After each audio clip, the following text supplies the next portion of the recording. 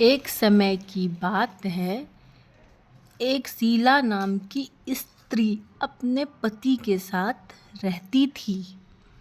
शीला धर्म स्वभाव की थी और भगवान की कृपा से उसे जो भी प्राप्त हुआ था वो संतोष करती थी। शहरी जीवन जी रही थी, लेकिन शहरी रंग उस पर नहीं चढ़ा था। भजन कीर्तन का भक्ति भाव और परोपकार का भाव उसमें था। वह अपने पति और गृहस्थी में खुश थी। आस पड़ोस के लोग भी उसकी तारीफ किया करते थे। देखते देखते समय बदला और उसका पति कुसंग का शिकार हो गया। शीघ्र अमीर होने का ख्वाब देखने लगा। अधिक से अधिक धन प्राप्त करने के लालच में वह गलत मार्ग पर चल पड़ा। जीवन के रास्ते में भटकने के कारण उसकी स्थिति भिखारी जैसी हो गई। बुरे मित्रों के साथ रहने के कारण शराब और नशीले पदार्थों के सेवन करने की आदत पड़ गई। इन गंदी आदतों के कारण वह अपना सारा धन गंवा दिया। वह अपने घर, अपने पति की स्थिति देखकर शीला बहुत दुखी रहने लगी। परंतु शीला भगवान पर आस्था रखती थी। उसे पूरा विश्वास था कि सब कुछ ठीक हो जाएगा। एक दिन दोपहर के समय दरवाजे पर किसी ने आवाज़ दी। वह बाहर आकर देखी, सामने पड़ोस की माता जी खड़ी थी। उनके चेहरे पर तेज था, जैसे मानो करुणा और स्नेह की देवी खुद प्रकट हो गई हो। शीला माता जी को घर के अंदर ले आई और बैठने को कहा।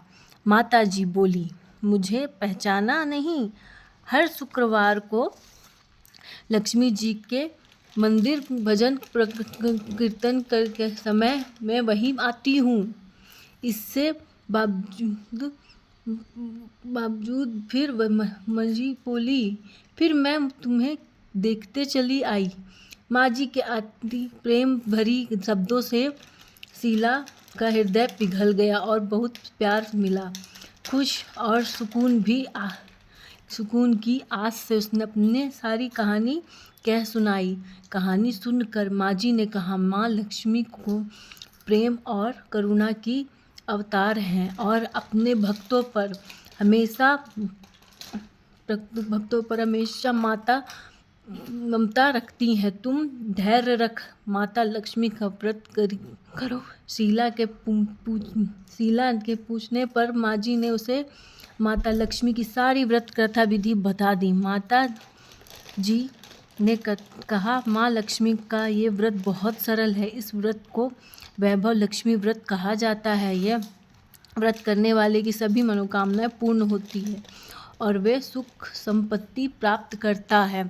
शीला आनंदित हो गई। आंखों खोली तो वह देखी माँ जी नहीं है। शीला सोची, माँ जी कहाँ गई? वो माता जी और कोई नहीं था, साक्षात लक्ष्मी जी थीं।